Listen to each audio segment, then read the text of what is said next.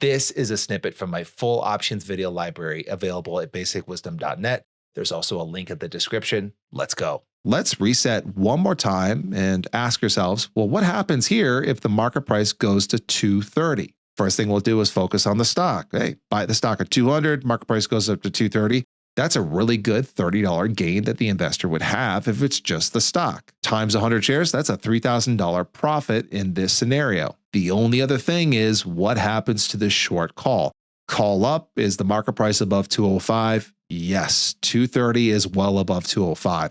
So the short call is going to be assigned, also known as exercised, forcing the investor to sell their ABC stock at 205. We plug in the 205 to the plus side of the stock row, and then we just add up the numbers and go from there. We end up with a 211 on the plus side, a 200 on the minus side, for a net of 11 on the plus side, times 100 shares. That gets us to an $1,100 gain. If this felt familiar, it should, because this is basically maximum gain all over again. The investor bought stock for 200. Best case scenario, they're able to sell the stock for 205. That's a $5 gain.